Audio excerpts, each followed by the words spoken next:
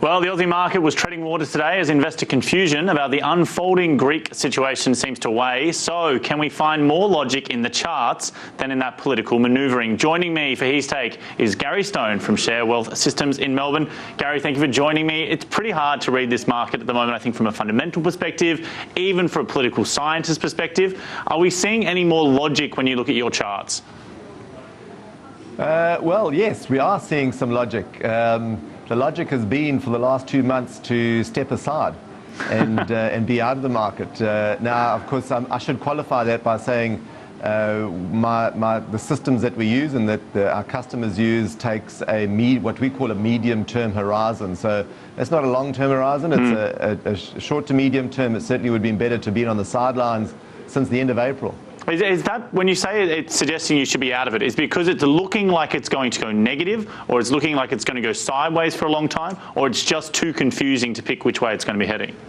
Well, that's a good question. I mean, effectively being trend following, we want it to be going up. And if it's not, then by definition, it's either going to be going sideways or down. And the principle that we try and follow is that if there are criteria in place that are similar to the past, whereby we've had a big fall, then we want to listen to those criteria and step aside in case there is a big fall. Now, of course, that's not predicting what's going to happen. All we're doing is saying these criteria look similar to when we've had big falls in the past, and we'd rather not take the punt on whether it is going to be a big fall or not. We'll just step aside for the time being. Okay, well, maybe we should start with looking at your chart one, which I believe is the American stock market. And it looks overall, I would say, to most people like a more positive chart to start off with. The trend line looks to an amateur as looking a little bit more positive, but you're saying the last little bit that we're about to see maybe telling us it's not going to be so positive going forward. Do you want us to talk us through that? Yeah, well, I wouldn't say maybe not going to be positive. I would. You can see that volatility is down, so which is a good thing for medium to long-term horizon investors. But the key thing when I've spoken to Peter in the past, those two big blue long rectangles are support zones, and the top support zone has held pretty well for most of this year. And you can see that the bars, the up and down bars, have got narrower and narrower. But that top support zone is held, even despite Brexit and all the different things going on around the world. It's holding its course, and we are pretty close to all-time highs on the S&P 500. So there's a lot more positive than negative in that from a charting perspective, Gary, or technical analysis just perspective. To break it down for people watching at home, we've got the two lines running there. Can you just explain to us what both are? We've got the golden and the darker line. What are they both telling us?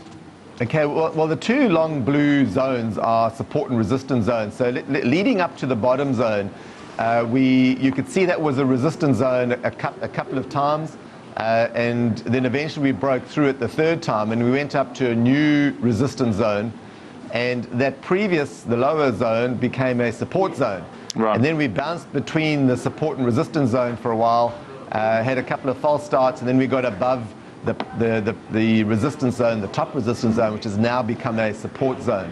And that's the key thing, is that holds. If it doesn't hold, then you want the one below it, which now becomes a support zone, to become the support zone. And effectively, the retracements that we've had have been pretty mild, and this is what you'd expect from a bull market, mild retracements. Okay, but you're saying even though it looks pretty positive, or the fact that we've got a resistance below us, you still wouldn't necessarily be investing at this point because... No, sorry, no. And the Australian market's different. We'll get to that at the moment. Right. So the American market, you think is looking particularly bullish? Absolutely, and we're in it. And you can actually even see the signal there. I didn't highlight it, but this is an open trade from if you're investing in ETFs, exchange traded funds. Yep. This would be an open trade in the index at the moment, and we do have exposure in our medium term horizon stock systems, equity systems. We are long in the Nasdaq at the moment because it's open. We long in those markets. Yeah. Gary, do you put a percentage on the chances of it going positive when you're trying to calculate the risks associated with the resistance levels, for example? Just for those amateurs watching at home, trying to understand technical investing, how sure do you have? Do you have a confidence interval? How do you break it down to know whether or not you're certain that resistance level, for example, is going to hold? Now, that's a great question, Carrington. Effectively, everything we do is based on probabilities. So at the highest level, what we do is we filter to see what the overall market's doing. If the overall market has given us and we use an unambiguous, unemotional, researched signal to say, right, it's time to go long here, the probability of that occurring on for instance, United States market is in the high 50% that we are going to get a positive move on the index. Once we have what we call an open or a low market risk on the index, we will then go into we'll open up a stock portfolio and run equities. And we'll have between 10 and 20 different open equity trades. Mm-hmm. That's the equity methodology that we have. But from an ETF perspective, what we would do if somebody's just using an ETF strategy is they just have one open trade, and that would be in the index. Right. Okay. Excellent. And at the moment, you're saying positive for America, but let's look at something a little bit closer to home and a little bit more negative. The Australian stock market not looking so pretty for us. Is that right?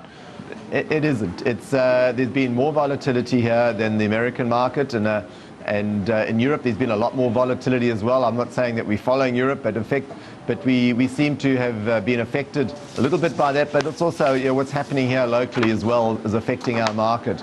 The sentiment is not as, and confidence levels are not as high as what they are in the United States, and interest rates are relatively low for Australia, but still higher than the rest of the developed world in Europe and in the United States. So if we have a look at that chart, the second chart, you'll be able to see where there was an exit signal, and you'll see that the price is lower now than what it was some time ago, whereas in the S&P 500 chart, it's higher than what it was some time ago. So we've come off somewhat. But it's the last little bit here, the last little interval of this chart looks positive. It looks like we've had a little bit of a kick up there. How positive do you need to see it go before you think it's cleared that resistance level? Okay, that's a good point. The first thing that happened here was you'll see in the top right-hand corner there's a red circle there. Yes. And that red circle was the exit signal. That was the time for us to step aside. We had been long equities prior to that, or we'd had an open trade in the ETF and the STW, which is the ASX 200 ETF. Okay. But that time we closed out. And the last bit, viewers will hopefully be able to see the red line that's above the solid blue line. The solid blue line obviously being the index, and the red line that's kind of stepping down. Yep. We need the index to break above that before we get back in.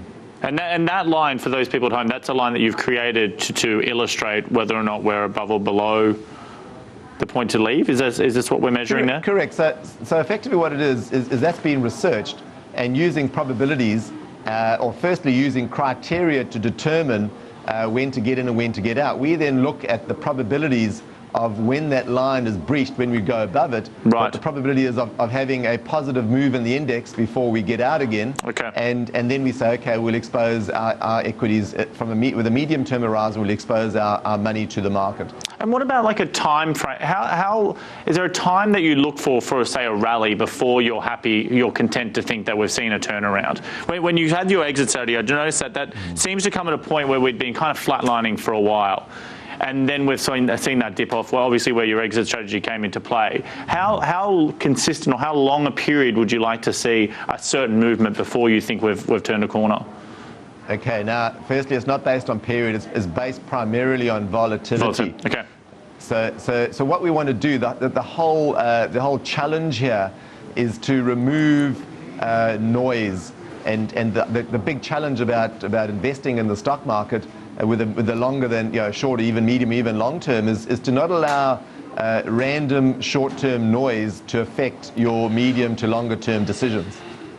People have a lot of difficulty with that psychologically. They get sucked into 1, 2, 3 day movements. And what our indicators do is we try and remove that volatility to knee-jerk react either to get in too soon or to get out too soon. But there comes a time when the criteria get met, and you'll see before the exit that we had on the previous when we got out at the top on the ASX 200 the All Ords, there'd been some sideways movement there.